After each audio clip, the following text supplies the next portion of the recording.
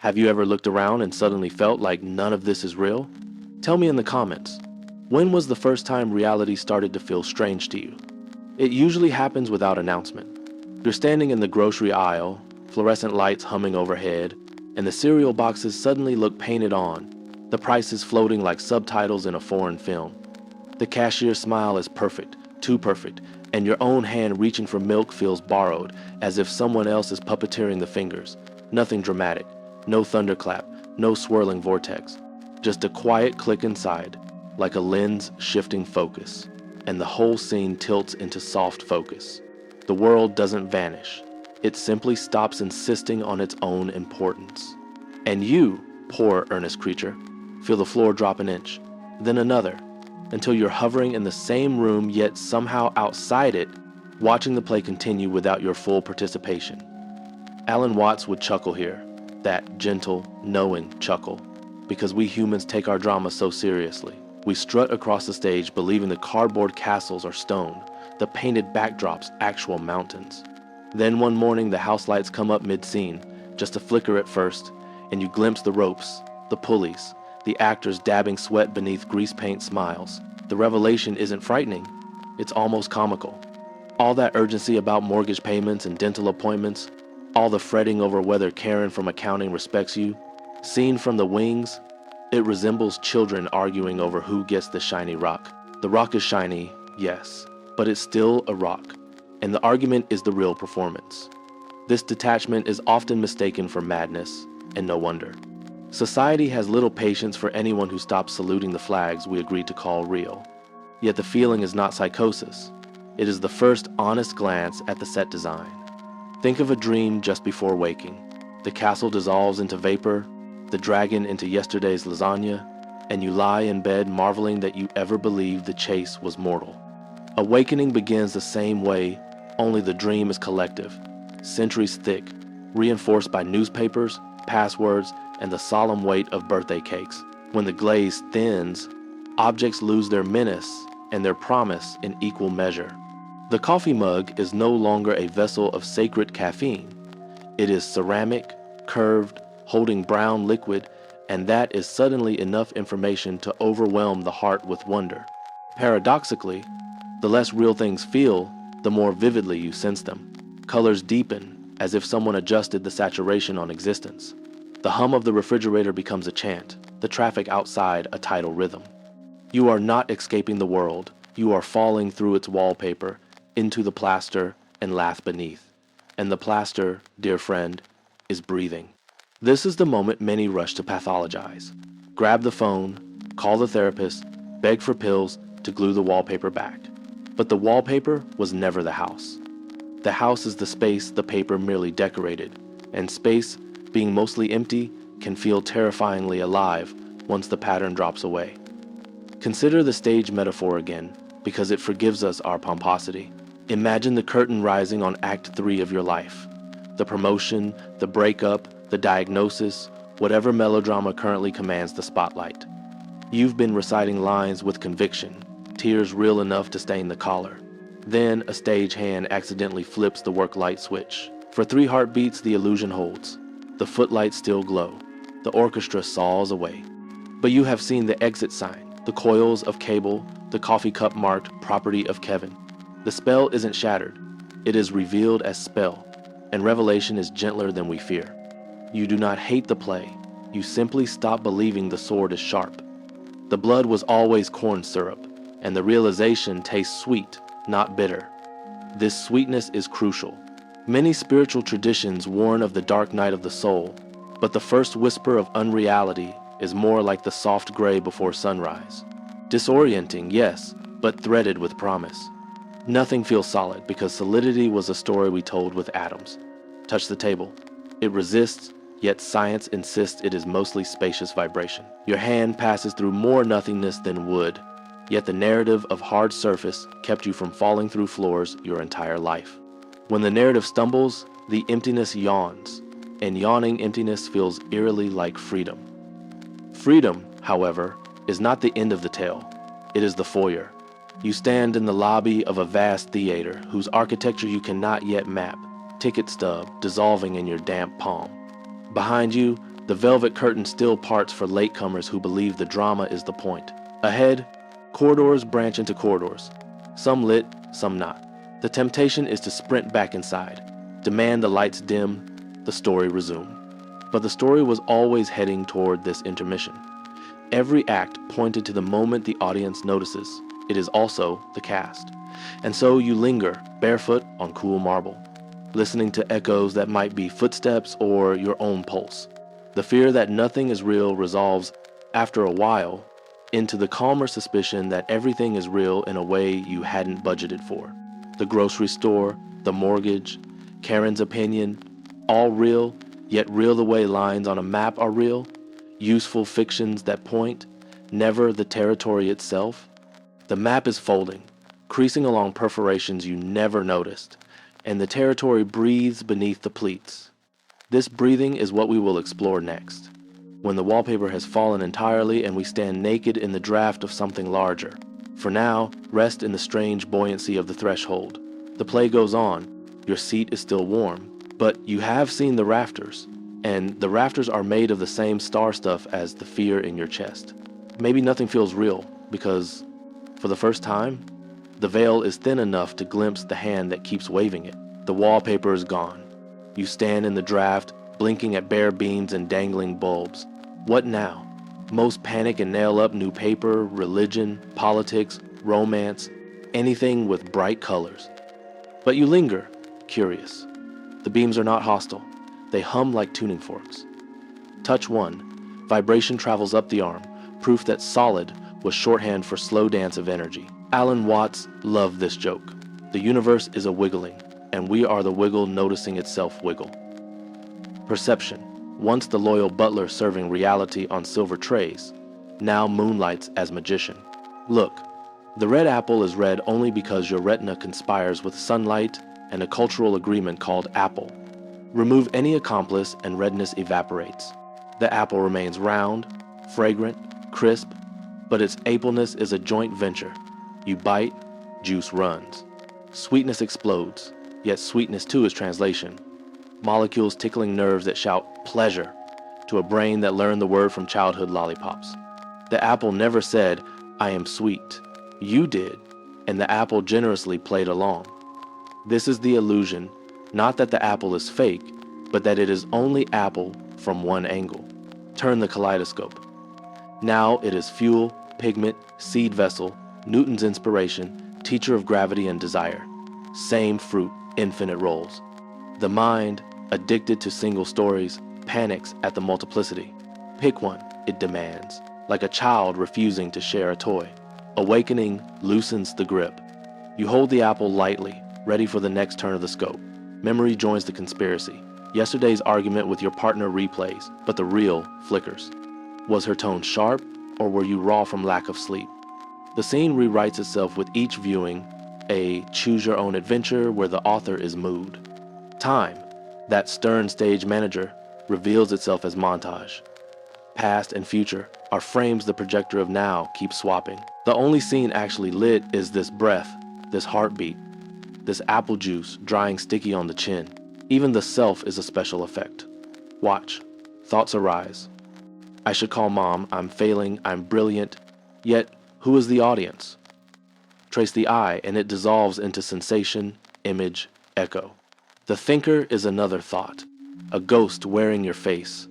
Watts again, grinning. Trying to find the real you is like trying to bite your own teeth. The joke lands because the teeth are doing the biting. Subject and object collapse into one mouthful of apple, yet the illusion is compassionate. It dresses the void in drag so we don't faint from naked infinity. Without the costume, every atom would scream its loneliness across the vacuum.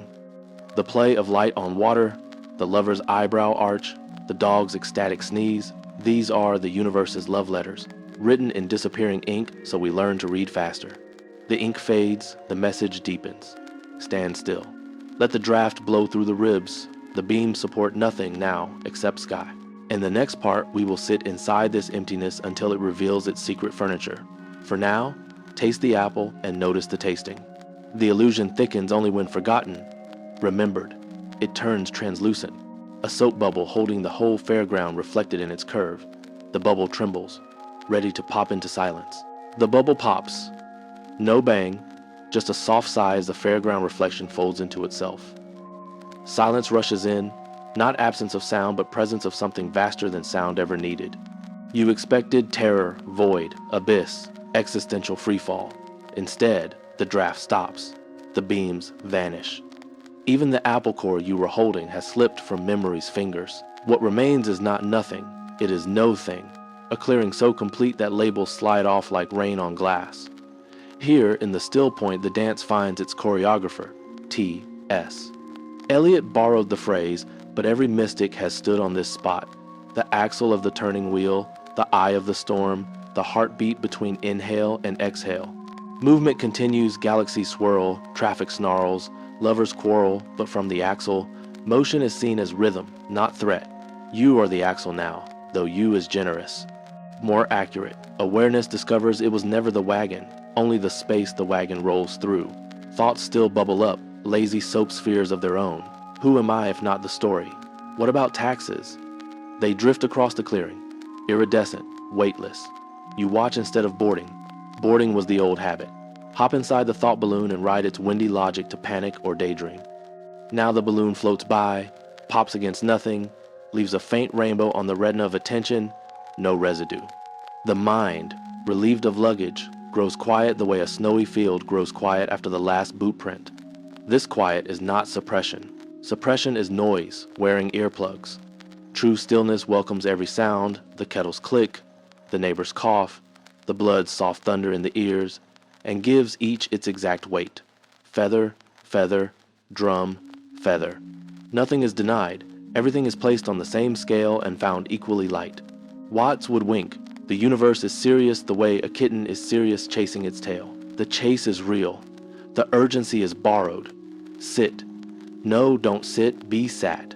The body folds itself onto whatever cushion gravity provides. Breath arrives like a courteous guest who needs no introduction. Inhale expands the clearing. Exhale returns it to sky. Between the two, a gap narrower than a hair, yet wide enough for eternity. Rest there. The gap is not a trick to stop breathing. It is the reminder that breathing happens to you, the way stars happen tonight. You are not the breather any more than you are the thinker. Both are weather patterns in the clearing. Fear visits, polite now. What if I disappear, it asks, hat in hand. Smile, smiling also happens and answer with the obvious. Disappearance was the plan all along. The separate self was a sandcastle. Tide is its lover. Let them meet. The castle's moat becomes ocean, turrets become foam, nothing is lost. Form simply remembers it was always water-wearing architecture. The eye that feared vanishing was the castle's flag, flapping to prove the wind wrong. Compassion flowers naturally here. How could it not? Every passing anger, every stranger's scowl, is another sandcastle shouting at the tide. From the still point, their fury is heartbreakingly beautiful, like toddlers defending cardboard swords. You do not condescend. You recognize the costume you wore 5 minutes ago. The same ocean that dissolves you laps at their ankles. One day, they too will feel the cool kiss and mistake it for drowning. Until then, kindness is the only sensible response. Time relaxes its belt. Past and future, those loyal bodyguards of the ego, lean against the clearing's edge and smoke a cigarette. They have nowhere to be. The clearing is always now, yet now is spacious enough for memory and imagination to stroll without crowding. Regret arrives wearing yesterday's coat. You bow, offer tea. It sips, softens, becomes curiosity. What did that pain teach? Planning arrives with tomorrow's blueprints. You nod, roll them into a telescope, hand them back. The clearing needs no architecture. The body, bless its faithful muscles, begins to hum. Not metaphor, actual vibration, a low cello note in the bones. Tension that lived in the shoulders since childhood packs its bags. It leaves a note, was only visiting. Posture straightens not from effort but from remembering. It is mostly space held together by attention. The heart, no longer auditioning for drama, beats a steady conga. Alive, alive, alive. Tears may come not from sorrow but from the sheer politeness of existence, how gently it keeps offering itself. Moment after moment, no invoice attached. Stay. Not forever. Forever is another story. Stay until the clearing feels like home and homesickness simultaneously. The world of forms, apple cores, deadlines, lovers waits at the edge, patient as sunrise. It has not gone anywhere. You have simply stopped mistaking the menu for the meal. When you rise, the clearing travels in the chest, a portable axle. Traffic will snarl, emails will multiply, but the still point tags along, winking whenever the mind forgets its own joke. Next, we return not as exiles crawling back to the sand castle, but as tide returning to shore, carrying castles in its pockets like souvenirs. The play resumes, and you will laugh louder because you know the script by heart and still choose to speak the lines. For now, rest in the hush between heartbeats. The hush is singing your real name, the one no passport ever printed. You stand. The clearing folds itself into a pocket, weightless. The theater doors swing open, velvet seats, popcorn smells, mortal urgency rush back like old friends who never noticed you left. But you have changed luggage. No sandcastles, only tide in the veins. The first step onto the carpet feels ceremonial bare feet on woven stories, and the stories part like curtains, making room. The grocery store again. Same fluorescent hymn, same cereal parade. Yet the boxes wink. They know you know. You lift the milk, feel its cool promise, and the act is suddenly sacramental. White River in cardboard arc. The cashier's smile is still painted, but the paint is wet with life. You smile back without strategy. Lines shorten because impatience has taken a permanent vacation. Back home, the argument with your partner resumes mid-sentence. Words hover, sharp as ever. Yet you hear the music beneath. Fear wearing a loud shirt. Instead of parrying, you listen until the shirt softens into skin. "I'm scared," she says. And the clearing in your chest answers, "Me too," though no mouth moves. Apology happens, like breathing. The fight dissolves into laughter at how seriously two waves took their collision. Work emails multiply, red flags flapping. You open one, then close the laptop. The still point suggests a walk. Outside, a child chalks a hopscotch grid on the sidewalk. You join, hop badly, land laughing. The child crowns you co-champion, somewhere a boss fumes. But the fume is weather, and weather passes through the clearing untouched. Evening. You cook apples, those patient teachers, into sauce. Steam carries cinnamon and memory. Grandmother's kitchen. First kiss. The bite in Eden. All true. All now. The spoon stirs galaxies. Your partner tastes, eyes closed, and the stillness between you is thicker than sauce. Sex later is not conquest, but tide meeting shore. No one owns the wave. Sleep comes easy. Dreams arrive wearing the day's costumes. But you bow from the axle, applaud the choreography. Morning returns you to the play, script in hand, heart wide. Nothing feels real the way it did, yet everything feels more real than advertisement ever promised. The mortgage is still due, the body will age, death waits in the wings with impeccable timing. None of it matters, and because it doesn't, you pay the bill, kiss the crow's feet, rehearse your exit with gusto. This is the return. Not back to illusion, but through it, carrying the clearing like a lantern. The play is divine improv, and you have remembered your cue. Laugh at the cardboard crown, weep at the paper cut, applaud the villain's soliloquy. Every role is yours, yet none define you. The audience, billions of eyes reflecting one light, leans forward, hungry for the next line. Speak it, live it. The stage is temporary, the play is eternal. And when the final curtain falls, you will bow not to applause, but to the silence that applauded first. Until then, dance in the costume, love in the mask, awaken in the dream. The tide is always homeward, and home was never the shore.